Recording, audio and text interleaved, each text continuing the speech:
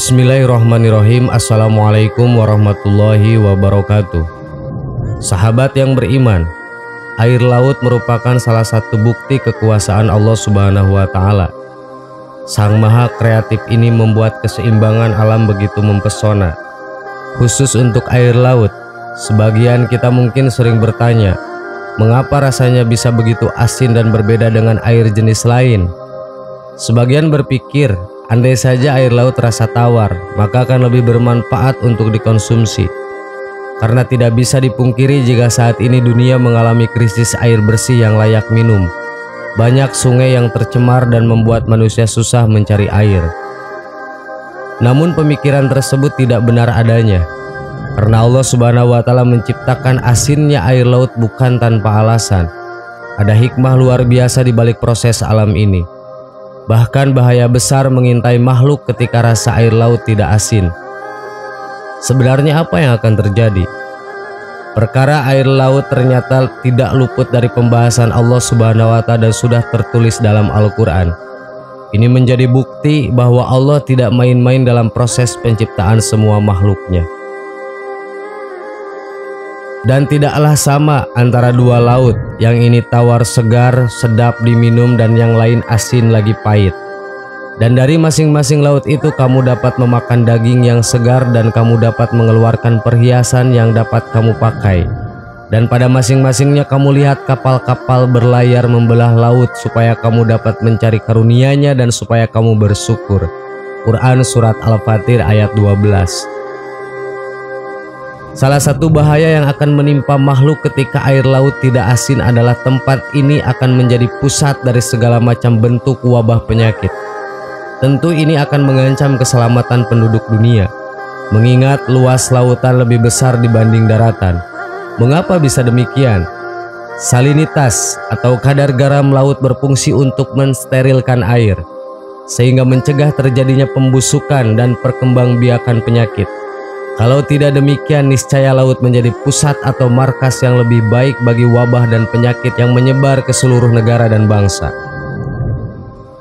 Sekilas mari kita mengingat tragedi tsunami yang terjadi pada 2004 silam. Ada begitu banyak korban jiwa yang meninggal dalam tragedi tersebut. Sebagian ditemukan, namun tidak sedikit pula yang ikut terseret menuju lautan dan samudera yang luas. Bagaimana jadinya jika air laut rasanya tawar? Jika air laut tidak asin, maka jenazah itu justru akan menjadi wabah penyakit karena mengalami pembusukan. Selain itu, asinnya air laut juga memberi hikmah luar biasa lainnya.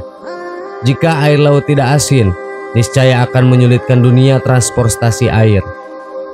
Namun bagaimana bisa?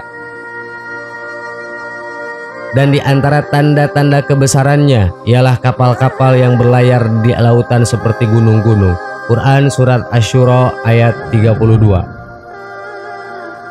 Kapal yang berlayar di laut dengan muatan yang bermanfaat bagi manusia. Quran Surat Al-Baqarah ayat 164. Masing-masingnya kamu lihat kapal-kapal berlayar membelah laut supaya kamu dapat mencari karunia-Nya dan supaya kamu bersyukur. Quran Surat Al-Fatir ayat 12. Laut dan transportasi menjadi bagian yang memukau. Allah Subhanahu wa Ta'ala menjelaskan tentang laut dan dihubungkan dengan kapal-kapal sebagai alat transportasinya. Jika ini tidak istimewa, mengapa Allah tidak menyebut sungai dan alat transportasinya? Karena keistimewaannya inilah maka Allah menyebutkannya di dalam Al-Quran. Ternyata ini ada kaitannya dengan asinnya air laut. Hal ini bisa dibuktikan dari proses pembuatan es krim. Jika melihat proses pembuatan es krim, maka akan ditemukan bahwa pembekuan es krim dengan menggunakan es saja tidak cukup, karena es tidak dapat mendinginkan hingga di bawah 0 derajat Celcius. Karena itu, para pekerja mencampurkan garam ke dalam es, sehingga membentuk campuran cair asin yang meleleh pada derajat di bawah 0 derajat. Yang perlu diperhatikan bahwa pendinginan dengan cara ini, yaitu peningkatan konsentrasi garam, tidak dapat dilakukan sampai suhu di bawah 12 derajat Celcius. Dan pengamatan sederhana ini termasuk hal yang penting yang terjadi di perairan laut. Danau dan sungai dapat membeku di musim dingin, tapi laut tidak. Salah satu penyebab utamanya adalah laut memiliki air yang asin. kandungan garam di air laut menurunkan titik bekunya, maka keberadaan kadar garam di laut ini membuat air laut baru membeku pada derajat di bawah 0 derajat. Suatu hal itu yang memungkinkan air laut tetap mengalir atau tidak beku karena ia cair pada derajat kurang dari 10 derajat. Jadi suhu musim dingin rata-rata tidak mampu membekukan air laut, sehingga hal itu memudahkan pelayaran pada musim dingin pada waktu yang lebih lama karena air laut tidak membeku pada suhu di bawah 0 derajat.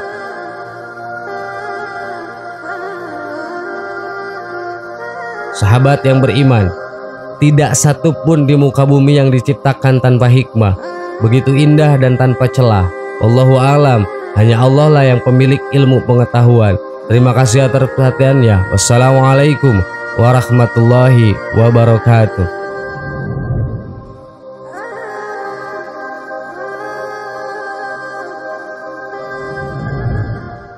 Bismillahirrahmanirrahim. Assalamualaikum warahmatullahi wabarakatuh.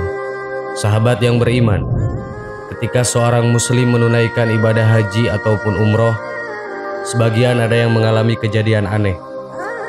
Kejadian ini bukan menjadi rahasia umum, karena dialami oleh hampir semua orang yang telah beribadah di kota kelahiran dan perjuangan Nabi Muhammad SAW tersebut.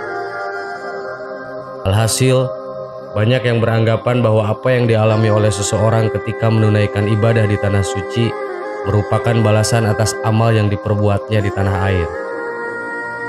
Jika kita senantiasa berbuat baik dan berangkat dengan harta yang halal, maka biasanya apa yang kita alami di tanah suci tentu akan menjumpai hal-hal yang baik-baik saja.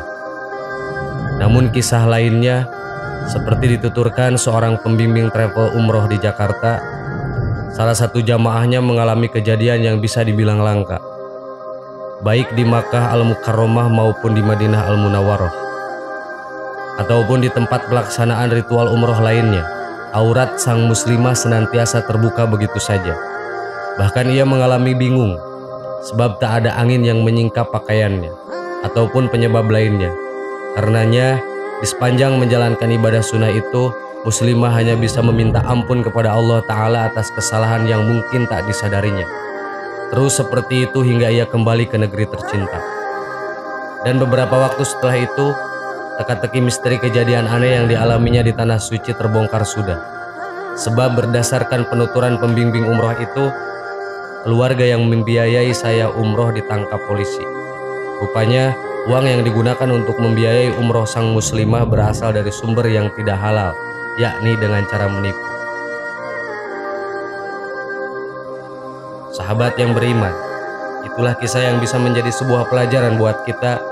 Apapun yang kita lakukan di dunia ini, suatu saat nanti akan ada balasannya, baik ataupun buruk. Wallahu a'lam. Wassalamualaikum warahmatullahi wabarakatuh.